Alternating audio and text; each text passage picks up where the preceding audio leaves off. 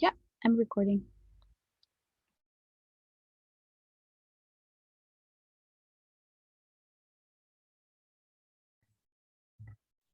Okay.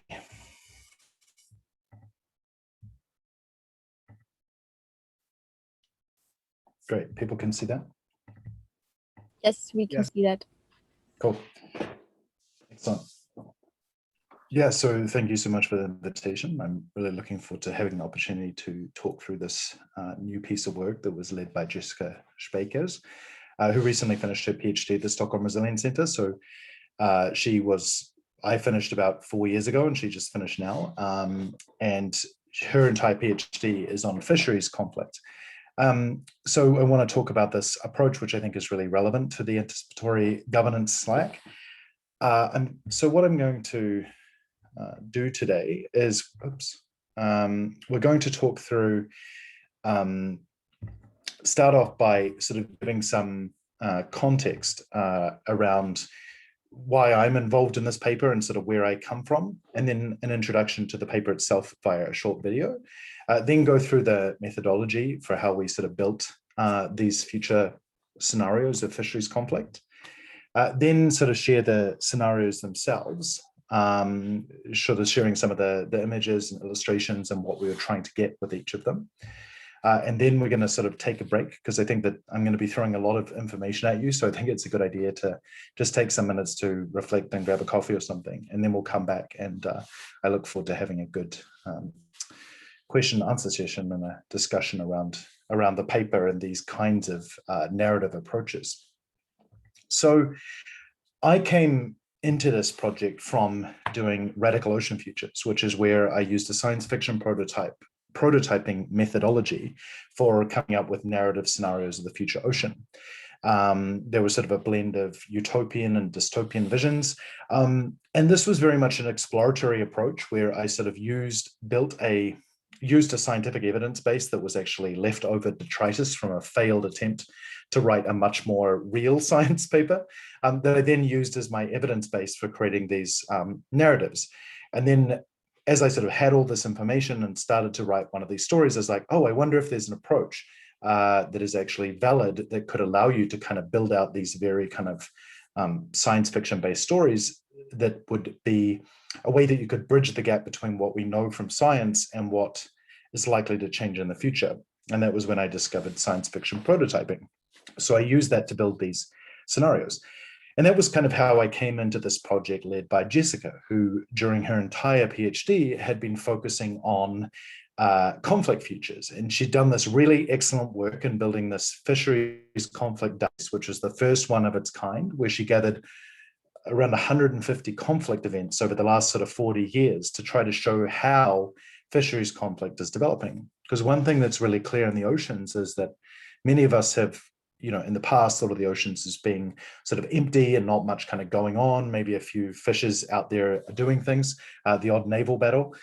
But in reality, they're becoming really full, and there's a lot of overlapping claims, and they are a site of geopolitics. They are a site of conflict. They are a site of environmental challenge. And so all of these pressures are kind of coming together, which has led to an increase in fisheries conflicts over time. So that was kind of where Jessica came to this. She'd done the work with the experts, she had the conflict database, but then she's like, okay, but what does the future of conflict look like? And so this paper is really trying to combine my experience from my PhD on trying to develop these sort of narrative scenarios and her experience with having this incredible deep understanding of fisheries conflict, and how could we sort of mash those approaches up to come up with these conflict futures. Now, as we're in the anticipatory governance Slack, I just wanted to say, what do I mean by anticipatory governance? How do I understand it? And I think the way that I've come to understand it is that I think that the value of these kinds of narrative approaches and writing these scenarios that combine storytelling and character and world building with kind of having a really strong scientific foundation is they can act as a way to narratively simulate potential future scenarios which are going to require governance. So you can get ahead of the reality of where we are today. because so much of policymaking machinery, so much of the way that we try to resolve conflicts, the way that we even understand conflicts, the way we diagnose problems is based on very much the now, and it doesn't at all reflect how things are changing. And if our policy making and our governance machinery is going to be able to adapt to deal with things in the future, we need to be able to run simulations of different ways that these things might run out. And there's an infinite way that we can set up these kind of future narrative scenarios to give us insight into how we can change our governance frameworks now so that they're better prepared for the future. So I like to think of anticipatory governance as sort of, or rather, I like to think of narrative simulations as a way of building capacity and practicing the actual craft of what anticipatory governance could be. I mean, we all know Kim Stanley Robinson's new book, Ministry for the Future, which I think is kind of an institutional version of actually creating an institution for anticipatory governance. But of course, who are all the people that might work in this Ministry for the Future? They're going to need to train the ability to simulate how all of these different futures might play out. And that's, I think, how I like to see it and how I have been thinking about it in the context of my own work and how that's come into this new paper. Just to say, I have a fairly strong New Zealand accent and I also speak quite fast. So if I'm going too fast or you want to ask clarification questions, please just jump in. And then obviously we'll have a more sort of substantive discussion at the end. So that's the context, and that's why I'm here. So now I'm actually going to let you guys watch a short video, which I think gives a really good sort of popular science introduction to what we're trying to get at with the paper. So please enjoy the multimedia experience if it works. The world is changing, and so is the ocean. Due to multiple stressors, such as climate change, overfishing, and poor resource management, the ocean suffers a great deal, as do the living species within it. One of the consequences of these unprecedented changes is growing tension over fisheries. Expert data shows that a multitude of stressors is responsible for sparking conflict at sea. Rising nationalism, overfishing, climate change, and inadequate fishery regulations are just a few of those stressors. In some regions, a number of these stressors have already risen to the surface and are already causing ripple effects. Whether they act on a local or global scale, these drivers can further influence each other, making this a complex and layered problem. The ocean's fishery resources play a major part in our food supply.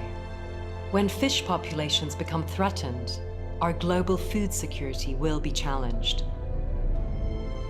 If we don't act now, the conflicts that may emerge might put not only fish stocks, but also people at risk. The decisions we make today can lead to a dramatically different tomorrow. Now is the time to reduce risk at sea. Whether you're a policymaker, a concerned scientist, or an engaged citizen, we need all hands on deck. Because only by standing together can we protect our fisheries and avoid conflict at sea. The ocean needs you, because if she is at risk, we are at risk.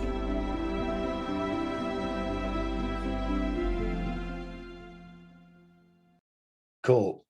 So, yeah, so that's the context. Hang on. I'm not gonna make you watch it again. Yeah, so that's what we're trying to get at. And as you can see, it's a very clear task for anticipatory governance. Now, what I think has been a real pleasure with this paper, is coming at it from the Radical Ocean Futures work, it was very exploratory, and I sort of used what I had and built my scientific evidence base and then developed these kind of narratives. But it also required a lot of sort of creative exploration, a lot of iterating on writing the science fiction prototypes, and a lot of a process that was very much kind of the first attempt to do something like that. Now, this paper, Jessica, is not science fiction prototyping, but what it is it uses a lot of the kind of narrative approaches that I applied in that paper to write to write these future conflict scenarios, but with a much more sophisticated and multi-dimensional method. As I said, Jessica had been doing this for her entire PhD. So having the chance to actually write these scenarios built on top of the work she'd already done meant, I think, that we could get a lot further. And it also means, I hope, that along with work with Joost and Lara and many others, we're continuing to kind of build out this toolkit of approaches and building a lot of credibility and legitimacy around using narratives and storytelling as a way of, a tool for anticipatory governance and a way to create scenarios. So the method here, it started off with assembling this evidence base, and this was made up of a number of things: expert elicitation in the context of a workshop, conflict data over a long period of time, and reviewing sort of documents as well. So an expert workshop that I wasn't actually part of, organized by Jessica at the National Center for Ecological Assessment and Synthesis in California, was put together comprising 11 participants in October 2018. And it was a real sort of interdisciplinary bunch. And of these sort of 11 participants, I think 6 of them had written on fisheries security or fisheries conflict specifically, and the rest kind of had, at the very least, a sort of general understanding of environmental security considerations across a bunch of disciplines. And kind of, so this part of these evidence base obviously didn't work in isolation. The International Fisheries Conflicts database, which was built by Jessica, was bought and used directly in the workshop. And this was, reported over 500 different conflict events, and those conflict events are on a spectrum from, a diplomatic spat over the Spratly Islands to sort of, one boat sinking another. So it was very much sort of this range of different conflict events.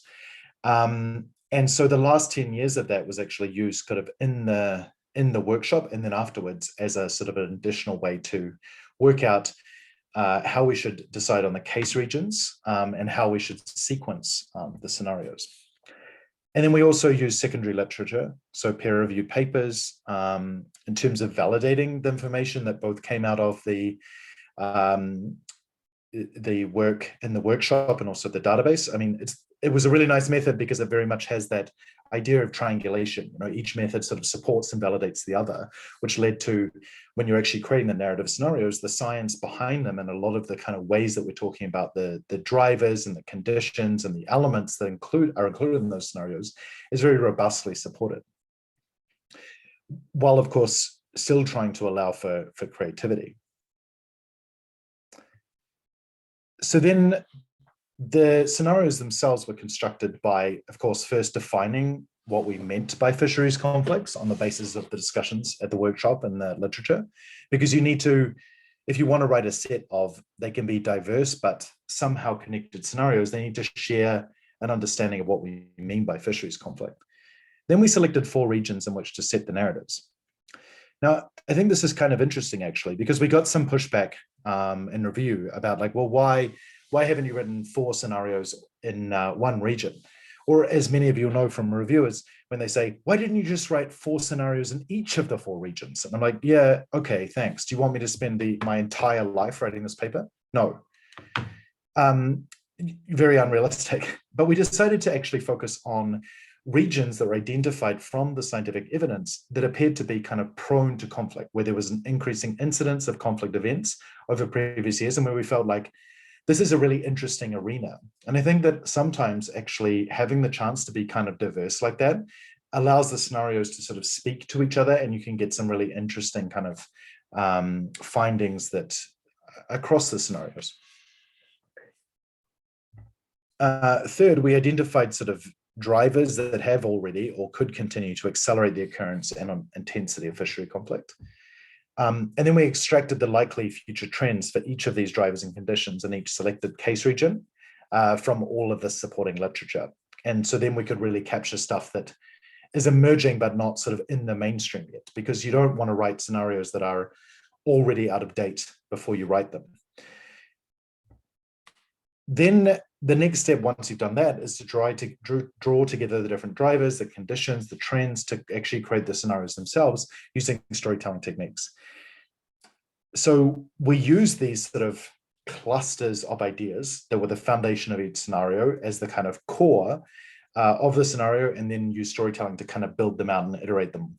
And then we actually gave some aspects a more dominant role through narrative amplification. So in the beginning, I talked about narrative simulations, and this is a really great challenge or a good opportunity where you can sort of say, okay, so the scientific evidence base here is really clear, but what happens if we push a certain variable? What happens if we extrapolate a certain idea? What happens if we twist it and pull it and stretch it? Then you can have really interesting things happening in your narrative simulations that are strictly beyond what the science says. So it's always about that balance between compelling evidence but sort of creative exploration. And that was very much reflected in the Radical Ocean Futures paper. And so it was really great to be able to kind of run through that process again. Once the 4 narratives were built, we then selected an expert reviewer for each region to ensure the sort of validity of the scenarios across a bunch of dimensions, as well as to sort of try to establish some alternate storylines based on this in-depth knowledge. Because obviously when you are writing a scenario about a particular area, there's a lot of particularities and things that you need to be really careful about. And I think having these kind of counterfactuals and these alternative storylines really added a lot of weight to the ones we already had. And I think that was really useful feedback. And that was something that I absolutely didn't have for Radical Ocean Futures, was actually having sort of experts review and kind of comment on alternative storylines. So that's a really nice wrinkle and a nuance in the method that I think will hopefully be used more. So going on to the scenarios themselves.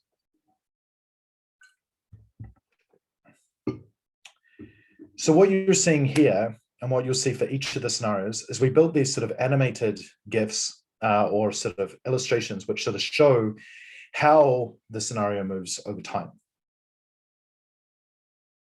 Because one thing that was each of these scenarios, like they had starting dates somewhere between 2030 and 2060, but there's a lot of dynamics and a lot of change. So we sort of used, with the designer, storyboarding techniques to work out, okay, what's Act 1, what's Act 2, and what's Act 3. And we would sort of extract that from the narrative to try to work out, okay, where are the, and this is where we used some of the experience from doing science fiction prototypes, that you should use narrative techniques. So what's your beginning, what's your middle, what's your end? What are the different sort of scientific and social and ecological inflection points? How does this change over time? And that's really sort of reflected in these animated GIFs. And these are designed to give, like, at sort of a glance, a short way to understand how the scenario is shifting and to sort of complement the narratives. So this first one, Scramble for the Atlantic, this was set up in the Northeast Atlantic Ocean around a lot of the uncertainty as to what would happen with Brexit.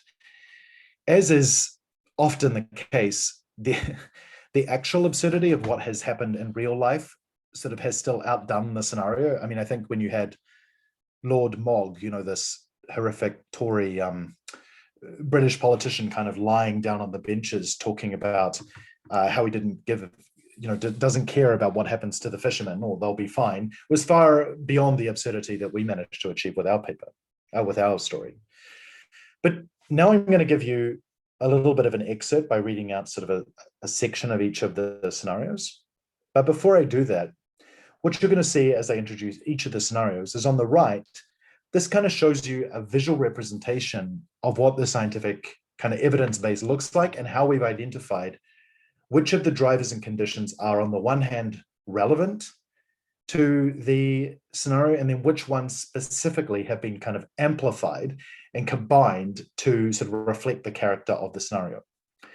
And this was sort of playing around with the intersection between social, political, economic, and environmental variables, and giving them each different weights and seeing what that did to the narrative.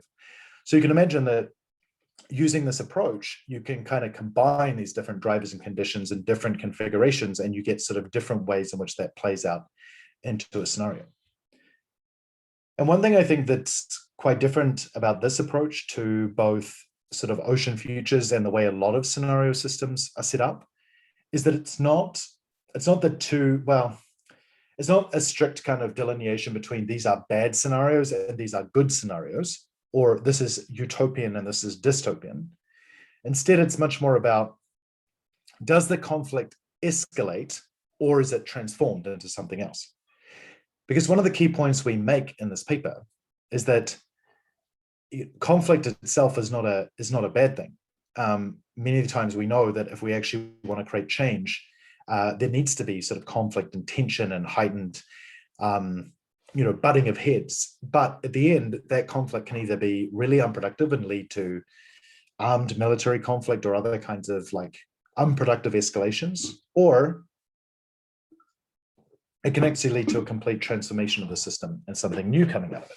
So that's what we wanted to play with, where two of these scenarios are much more, they sort of escalate and then leave you hanging, so you don't know how it's resolved.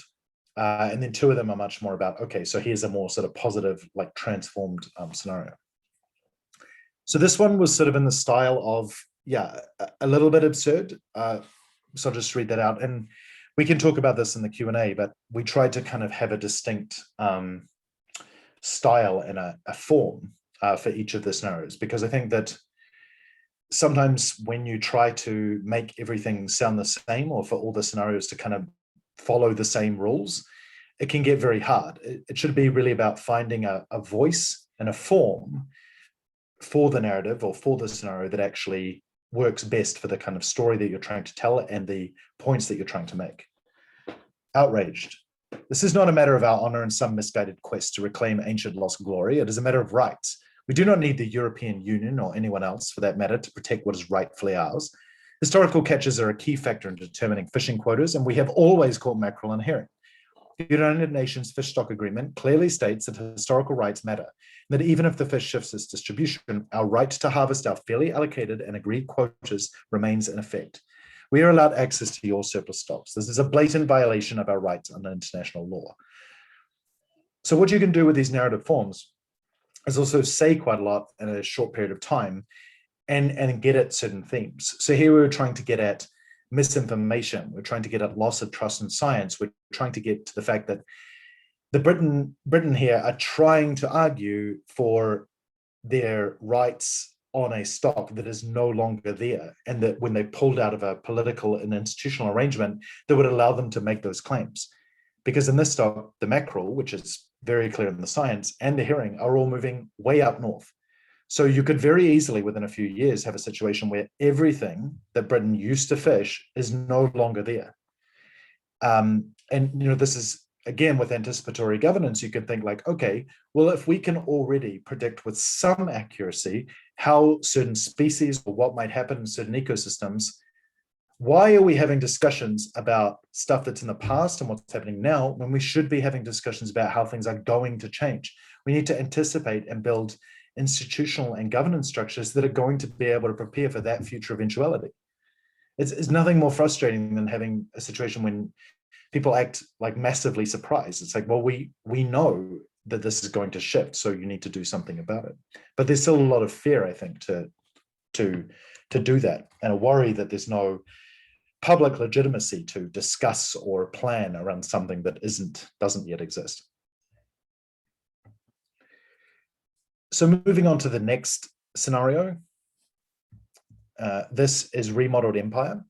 And this really looks at sort of extrapolating on a trend within the East and South China Sea, where China is very much asserting itself, making territorial claims, actually building islands out in the ocean. And there's a lot of sort of tension between China and its partners. China, on the one hand, is introducing a lot of new fisheries regulation and making attempts to address overfishing, while at the same time it has a massive distant water fishing fleet, which in many ways is sort of an instrument of its its security policy. So this was really trying to explore that. And in the first scenario and in this one, these are situations where you have conflict escalation. So it doesn't transform, it just kind of escalates and get to a very height. And as you can see from watching the sort of animated illustration of the storyboard of the scenario, this actually leads to armed conflict and the sinking of ships and the loss of life in this case. And this was done in the form of a United Nations meeting. Interpreter struggling to catch up. With all due respect, we do not believe this was accidental. China has crafted a way to push forward their coordinated, long-planned operation to mobilize hundreds of fishing boats and a large naval force to advance from the Senkaku Islands in East China Sea. This was clear even back in 1997 with their unwillingness to discuss this matter during the talks for the bilateral fisheries agreement. Likely the Paracel and Spratly Islands in the south are next. They wanted us to retaliate, to give them an excuse to execute their strategy. Chinese fishing boats have had their fishing gear in the water, but for years now, their nets and lines have been empty of fish in their own exclusive economic zone.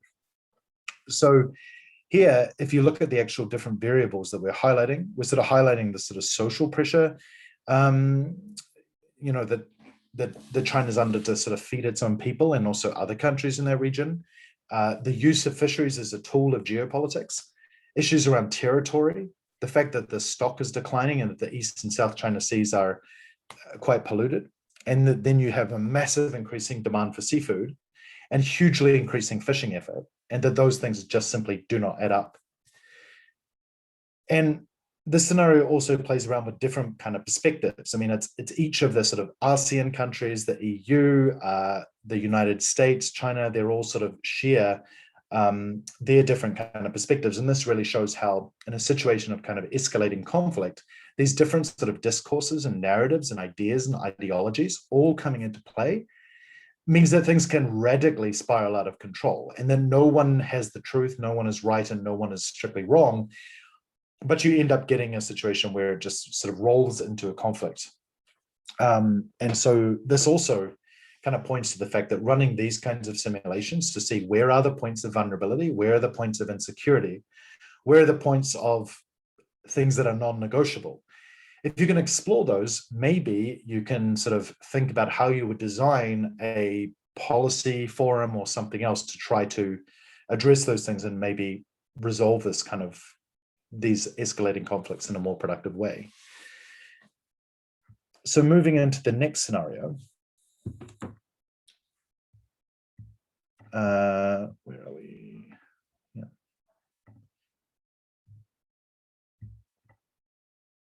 So the next one is Oceanic Decolonization, and this is off the coast of West Africa. This one I think we all found the most challenging. There's lots of issues to consider around subjectivity and voice and representation and how you actually talk about these issues, but we still felt that it was worth kind to try to write a narrative because this area is has extremely intense amounts of fishery conflict, and it's also Europe itself has a massive role in driving a lot of the conflict and causing a lot of the issues that are extant off West Africa, not least of which because of the history of colonization, but also because of signing unfair fisheries access agreements, using fisheries as an economic development policy, and then a lot of the intersection between the sort of leadership and operations of some West African countries and how that plays out against the way that European countries operate. And the fact that you have gigantic Dutch and Spanish super trawlers like sitting just outside the exclusive economic zone off to these different West African countries, catching all of the fish, which can really undermine local food security. So this is actually a transformative scenario where there is a process where a lot of the kind of established structures are turned on their head, and this sort of what is a fairly intense conflict actually turns into leading to a transformation for the region. For years, we could not gain access to our own fishing grounds, occupied by enormous hulking mothership trawlers and their fleets of buzzing smaller boats posing as small-scale fishers.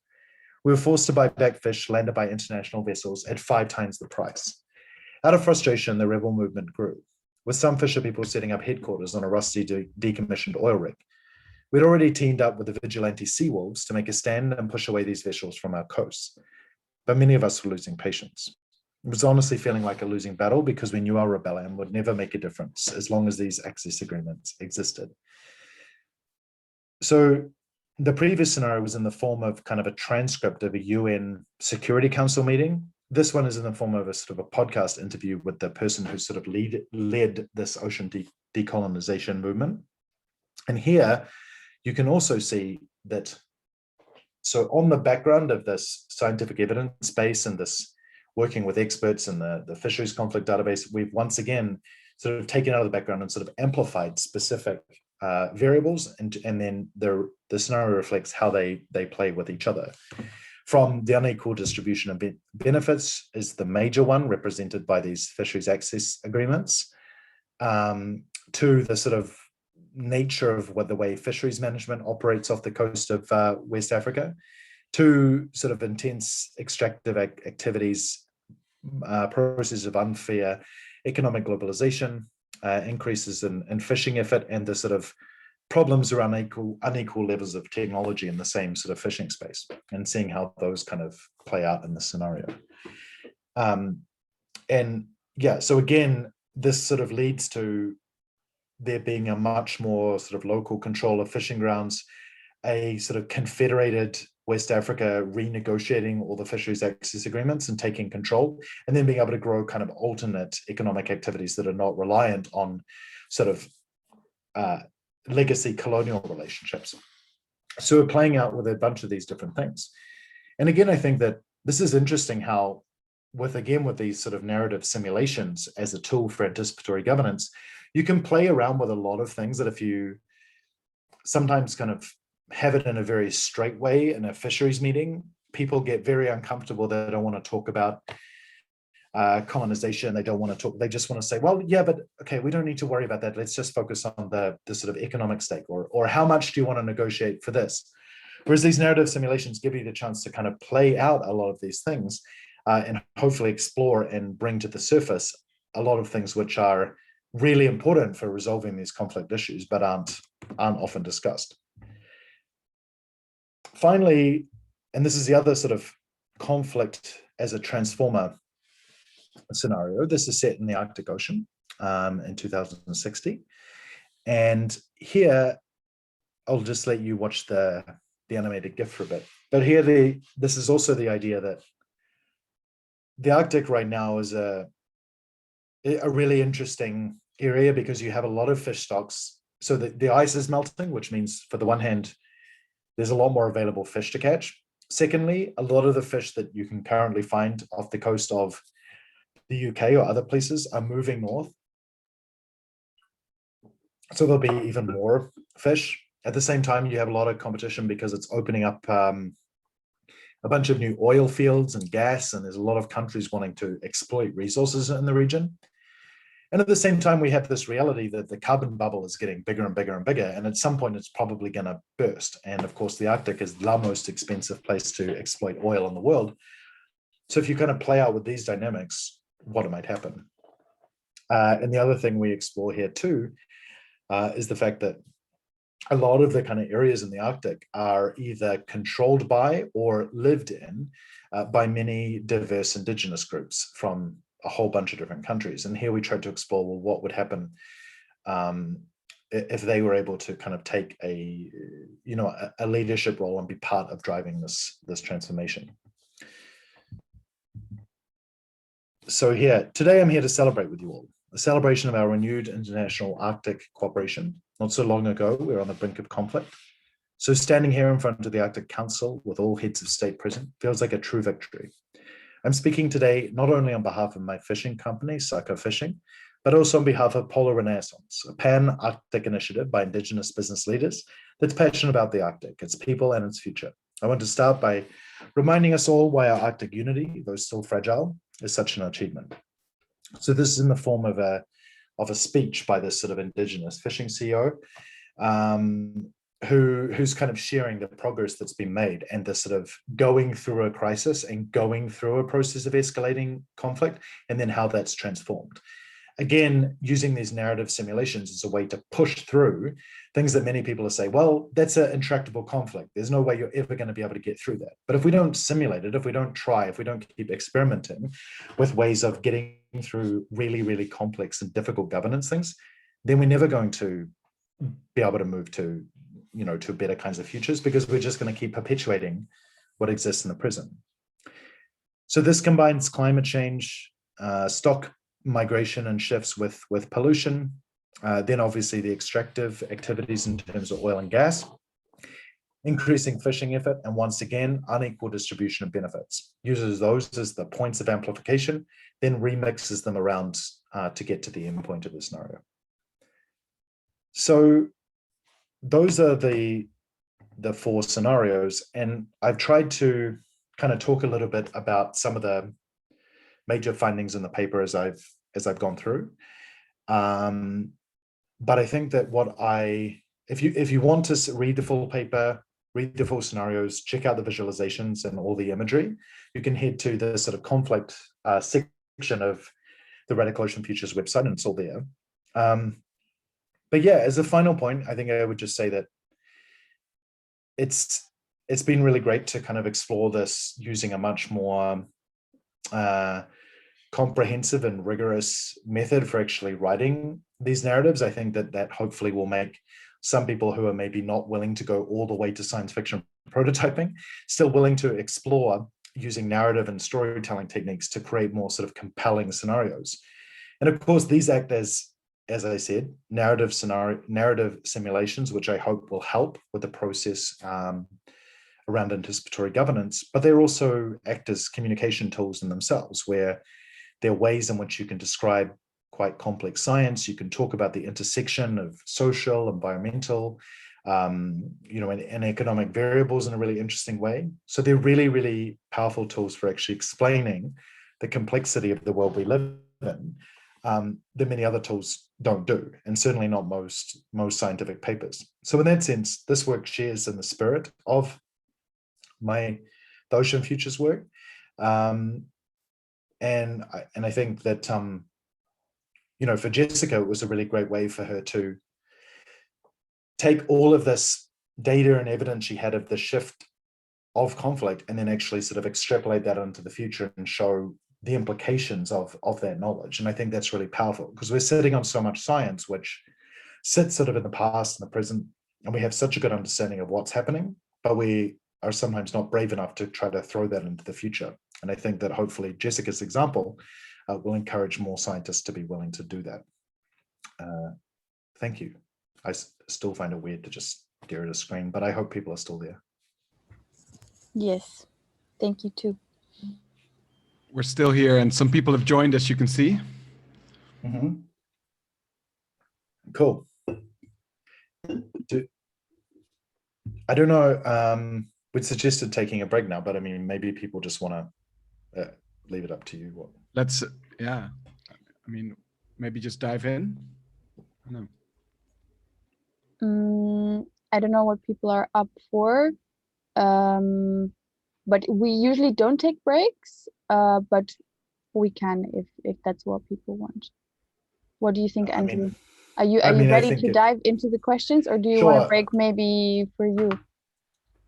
I think I'm okay, actually. I mean, if people especially have just joined, maybe it's good to just roll into it and keep the momentum going rather than good to keep going. Shutting it down. So yeah. Okay. Yes. Then I could start with a question just to get things going, guys. Really fascinating to see, Andrew. What was your can you tell us a little bit more about what it was like to explicitly make conflict the focus of this scenarios exercise? It seems like it's a great place to do that, right? And something that we've had Jessica Duncan talk before about the need to have more sort of space for conflict in anticipatory governance processes, and she was talking around food, which of course is very relevant for the ocean. Yeah, I think there's much more to explore there, right? A sort of relatively safer, right? There's a paper that we were involved in where we said the future is not necessarily a safe space, but it's a safer space. Although there are all these political claims on it already. Do you have any ideas around that, around sort of elaborating around the conflict side of things? Yeah, I mean, I think that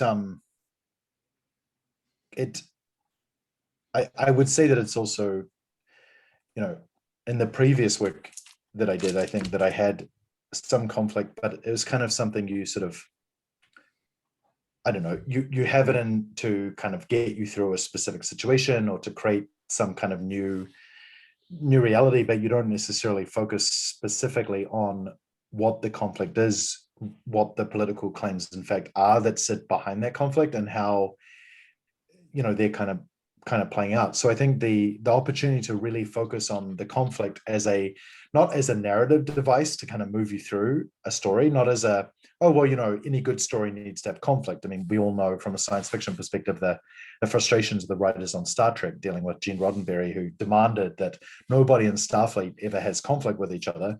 You know, conflict is good, makes good story. But much more important than that, the reality is that much of governance and policy is conflict. And I mean, many of us sort of come at this from a non-adversarial perspective, whether it's the Swedish kind of model of like sit around and get to consensus, or the Dutch model of like multi-level collaborative, like fancy pants governance, or whatever it might be. But the reality is that for many people, governance is conflict. And I think that engaging with this explicitly and actually working out how you can, the many different ways in which conflict can play out can be really, really valuable. And I think what's more than that is that you can also be very then explicit about what the political claims are on that future, and then try to subvert them. Because often, I think if you don't do that, if you don't make it explicit, then those things can kind of slip underneath and end up having a lot more power than they should if you never sort of interrogate them. So in that sense, I think the opportunity to really actually, play with a lot of those things can be really valuable.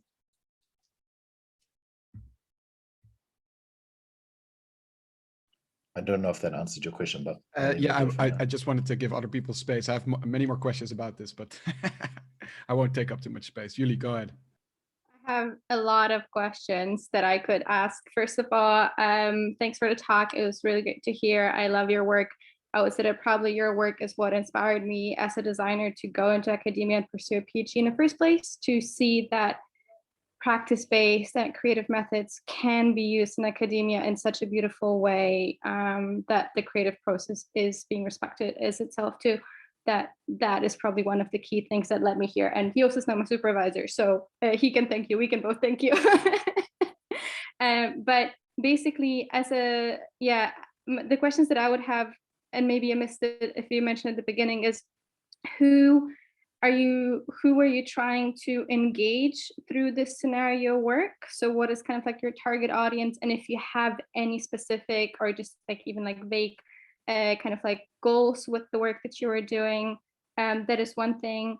And the other question was, I saw that that the scenarios, so I'm asking myself like how to design those kind of scenarios, like what to really focus on. And I know that methodology would explain a lot of these questions, but also I saw that your scenarios were progressing in time, and if that was something that was on purpose, if that's kind of like a pathway leading towards something.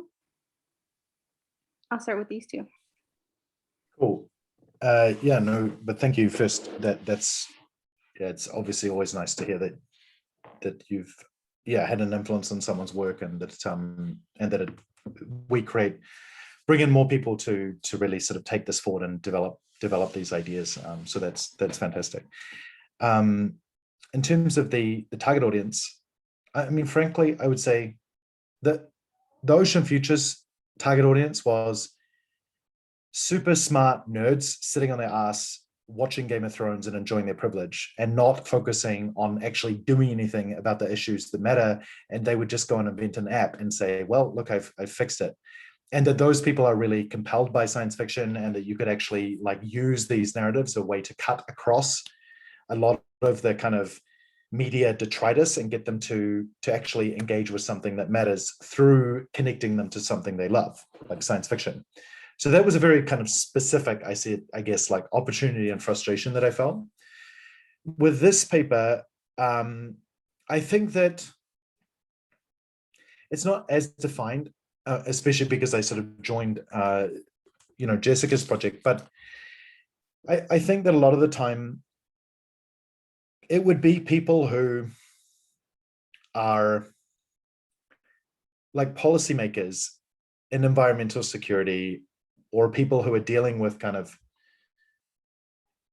conflict and complex geopolitical issues, that are sort of afraid to extrapolate or or actually apply any real creative thought to how these things might play out. Like they're constantly stuck on, no, well, I can't say that because that's politically difficult, or I can't play around with this idea because I know that this has not happened in the past. Therefore, why should I explore this in the future? So it's about trying to give people some backing, I would say, through the method. That the method is kind of a back door for them, so they can say, oh, well, this is a scientifically validated method in the literature. So therefore, I can feel confident that I can actually go through and be much more creative and actually tell stories, write stories, come up with ideas about how these different things might play out, and actually be part of a conversation about how we address things. Because, so if I had to put that shortly, it would be the sort of mainstream governance and policy community in general, who, I mean, many of us must notice that a lot of things we're discussing here, the distance between the conversations we're having and what is being done in kind of mainstream policy, where they're still using cost-benefit analysis overwhelmingly. The work by Martin Heyer is barely kind of on their radar. The sort of the distance between the approaches that we're talking about and the way that it's being used in mainstream policy is really big. So I think that these kinds of approaches, I would say, would be targeted at those people to try to give them an opening, to be more creative or try different approaches for thinking about the future. That's what I would say.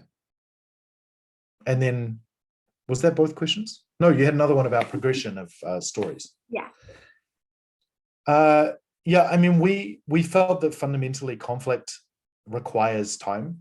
If you want to explore how, pathways of conflict evolve, then you need time. In terms of when we specifically sequenced them in time, that was more like, well, are the drivers and the conditions that are most kind of impactful in that scenario, are they more in the present or more in the future? And that was why we chose how to sequence them.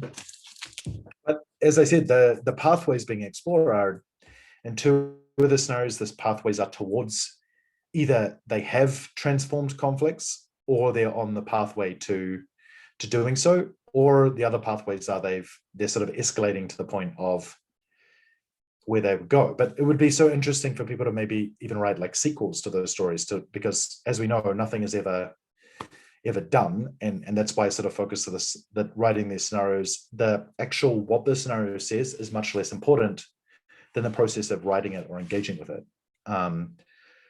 So that was what I think. I'm not sure if they got to what you were asking, but cool.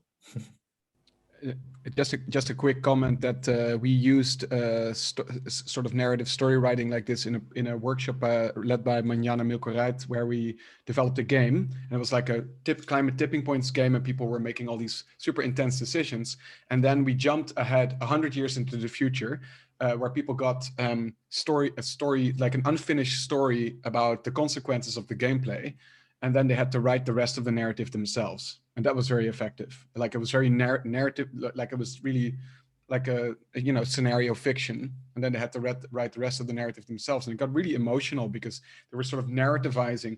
They were in this role-playing mode as decision makers, making all these decisions, and then all these tipping points happened. And then suddenly they're 100 years later, stepping into the shoes of a character, writing a narrative, and having no agency anymore over the context. And that was really effective.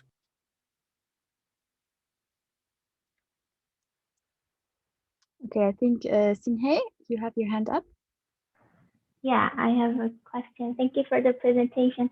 I found it interesting that the conflict is in the middle of the scenario.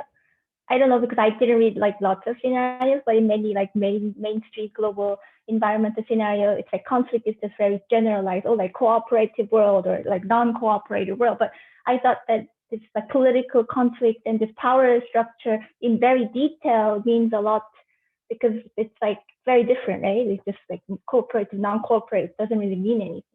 And I was wondering, like, the curious thing is like, why do you call it like radical ocean futures? Like, so why did you put this radical in the project? I don't know if you put the title there, but And also, if it's going to be radical, I was also wondering if this project or in any other research, there will be like radical future where the demand of fisheries decrease like dramatically because of like, oh, there's no fish anymore in the ocean, so we just can't have it, or like for whatever other reason, lifestyle change or political reasons. Yeah, sure. Yeah, you're right. I think that it's good to interrogate conflict in much more detail. That I agree with you that in part of the motivation for starting this whole process is the feeling that so many of these global scenarios or scientific scenarios are so watered down and generic that they don't really say anything, and they're not very interesting for engaging with them. I would just say that Radical Ocean Futures is actually, that's my science fiction prototyping project. This paper, I kind of, it's not called Radical Conflict Futures. It's kind of more just how it's like exploring the future of fisheries conflict through narrative scenarios. So that was the paper I did with Jessica. But what I've always liked about the word radical is its history as a political term, the implication that you can kind of push things further than where where they currently are, and I think that's much more clear in the case of the ocean futures, that they're set like 50 to 70 years ahead. They have really sort of exponential technological growth. They have a lot of tipping points. I mean, one of them absolutely is a scenario where there are no fish. I mean, it's the world's last ocean fisher who's going around trying to find the last fish. So in that sense, that I think is radical, because it tries to take like, what are a lot of the sort of assumptions and the realities that we take now, and how can we completely flip those around and play out with them in the future. So I'd say this is less radical in the sense that it's like more in the sort of closer to the present, but it is kind of radical in the sense that a lot of the way that people talk about environmental security and conflict, it isn't like this, and they don't, it's very kind of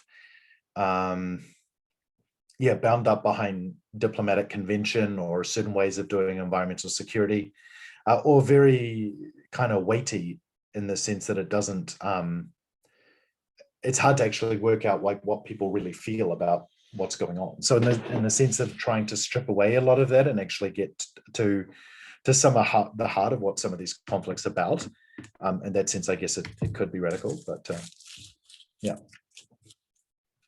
Yeah, thank you. Yeah, also, I think that I was also thinking that this paper was part of a project called Radical Ocean Futures. So it's also a good clarification to understand, okay, so this was more your project, and this is how you got involved with Jessica and her project, which is like a separate paper exploring fisheries conflicts. I also have a question. So I was wondering about how do you actually also deal with choosing who to involve in like developing these scenarios, etc. Because I also really liked that I like that you were saying that there were certain regional experts which at the end basically reviewed and validated the narratives. And then I was also wondering, okay, because I also really think that it's quite important to try to reach these regional people that have the context of there. And why did you choose to only involve them in this last step rather than before? Yeah, I mean, I would say that there's a few reasons. I mean, one is pragmatic in the sense that we, like fairly early on, as we're sort of starting to get to drafts of the scenarios, we reached out to a bunch of people in the different regions, and you sort of some people responded, like some people didn't. So a little bit of it is a little bit like, how much can you actually get people to engage with work before it's published? secondly, I think that I think there's different ways to think about participation in scenario processes. And I'm not always convinced that having people involved from the beginning is necessarily always the best way. I think that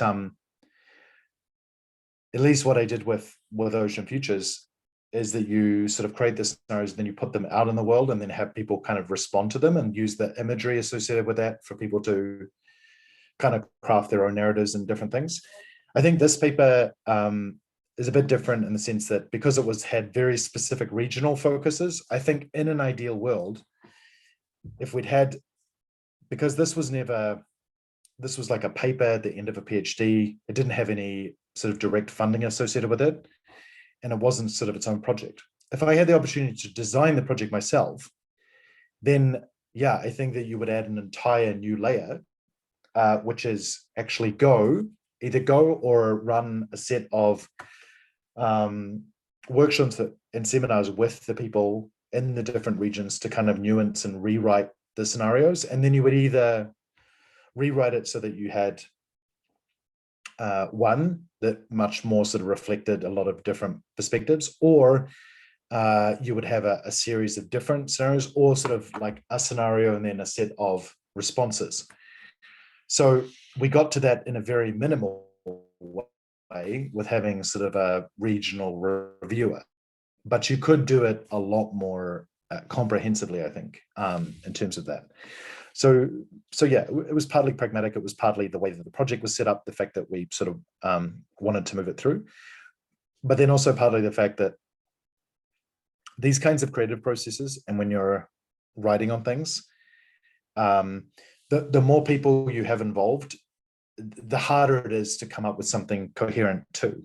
And that's not a reason not to do it, but it is something that is valid in the sense that if you're trying to both combine elements of an evidence base, have a specific voice and a specific narrative, there is a danger, and I think this sometimes happens with participatory scenarios, that so many people get involved that the entire thing gets trying to cover so many different people's perspectives that it lacks any sort of sense of narrative coherence or an actual storyline.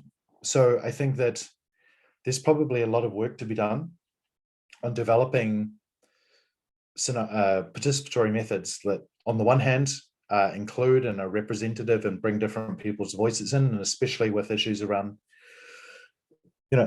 indigenous groups or other places around the world, you would want to include them, but then how do you,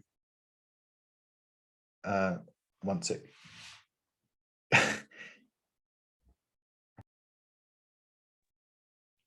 I'll help Andrew out by randomly filling in the voice. Please. I mean, yeah, you could probably respond to this really nicely, Laura.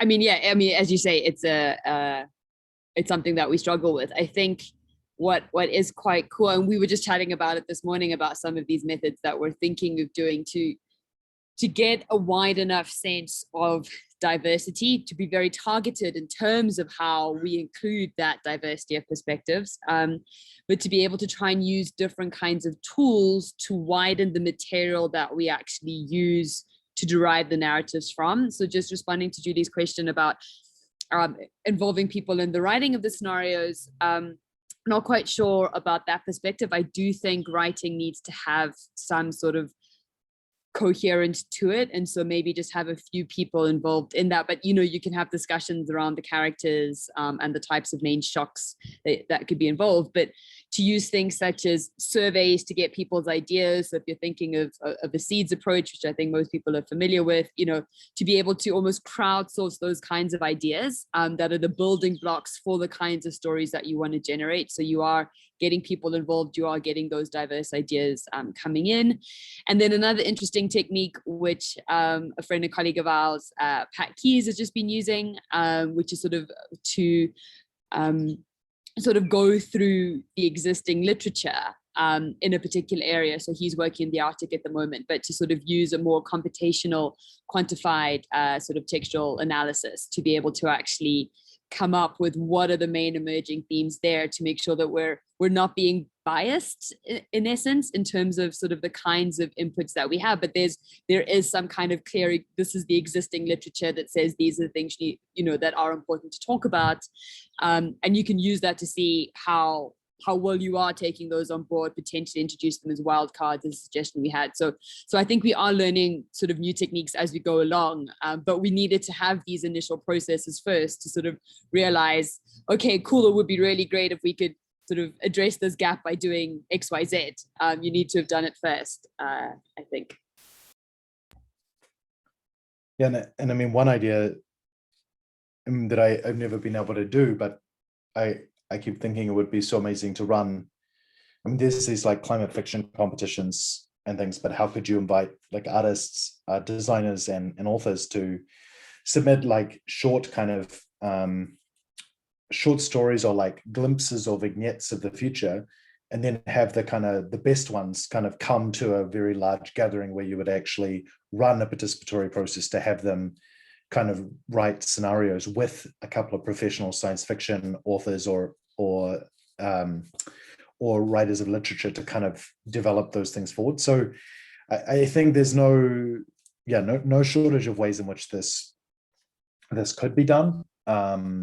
But as Lara said, it's sort of like, I feel like now between Lara's work, Joost's, mine, others that people are doing, all of the stuff that's coming out of Creatures, the kind of foundation of the approaches that we have, I think what's going to happen in the next couple of years is going to be, really exciting, especially with the opportunity, I think, post-COVID, that so many more people are used to collaborating creatively online, and we're getting better and better at actually making that interesting. So you can hopefully fast prototype and fast iterate on a lot of stuff that used to be a lot more clumsy. So I think that's exciting. I am not familiar with Automato Farm. I'll have to check that out. I know Bruce Sterling, but know of Bruce Sterling rather. I have to check it out. Yeah, that'd be great to hear more about. Also, I mean, I think it's really exciting and heartening that so many of these science fiction authors are actually engaged in the types of questions that we're all also excited in, which has been cool. I think, there was so much hype around Kim Stanley Robinson's new book and sort of all of these talks that have been happening around that, engaging him. So I think that's pretty cool. Just, Andrew, on that point of engaging artists, I think Nadia actually ran something along those lines in Southern Africa around sort of engaging the youth to come up, sort of youth artists to develop visions, images of the future as part of their, I could be confusing with the food systems work they're doing. It could just be a separate one, but I think that there is something there and I need to follow up with her on that because it is an interesting, I think this kind of multiple open up, bring it into a sort of smaller set of process, open it up again to people is actually a good way to sort of think about participatory, sort of really creative participatory scenario development. Yeah.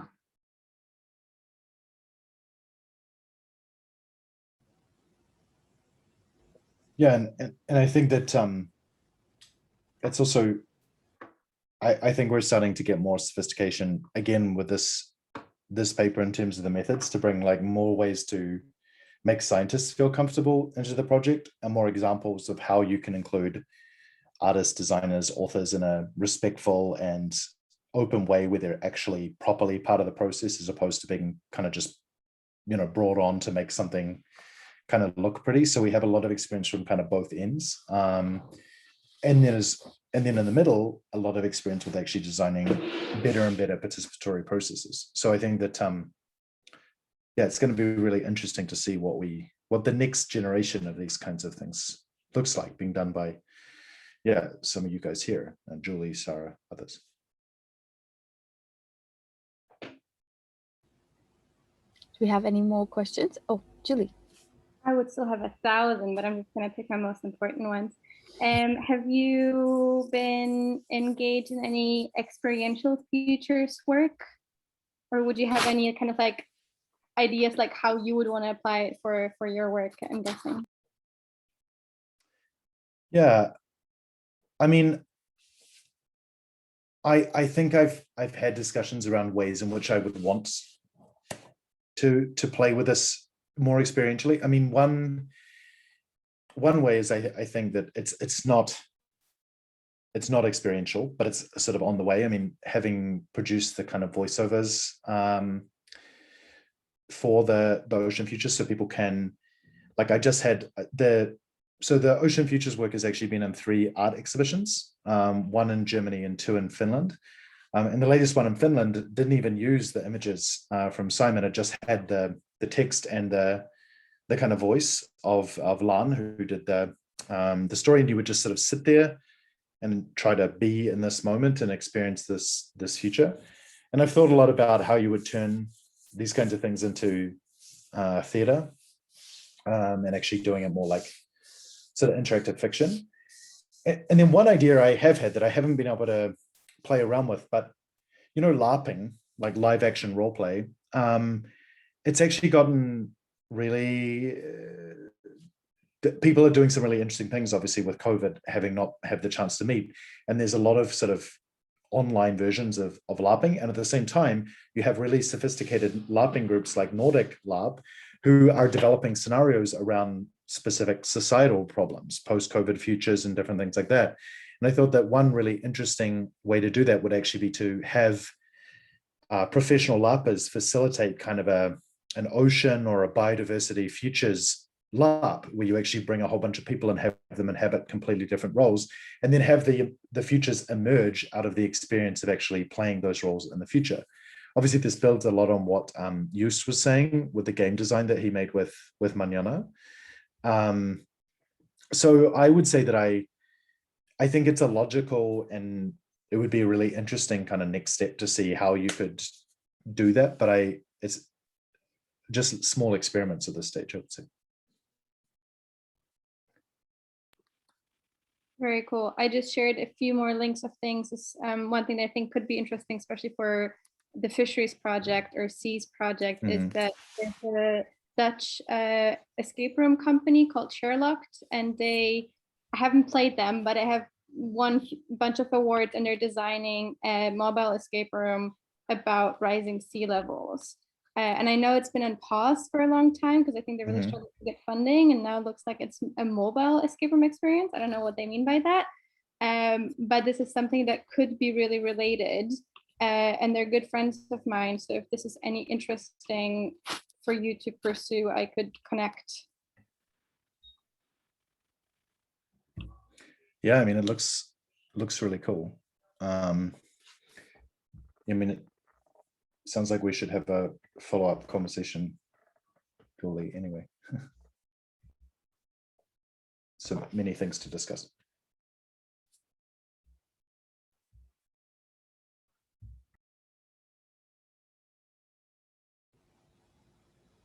Thanks for all the links. I've opened them all, so it'll take some time to read them and check it out. And then, yeah, we can set up a time to talk separately. Are there any more questions for Andrew from anyone?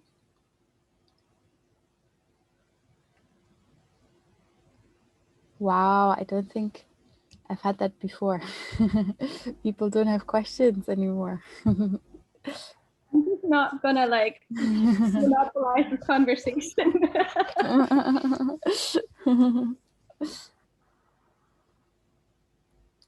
Okay. Then I think if there are no more questions, we can finish today's webinar. Thank you. So thank you so much, Andrew, for giving us this really interesting presentation. That was really, really cool to see. And thanks for everyone for coming, of course. Thank you.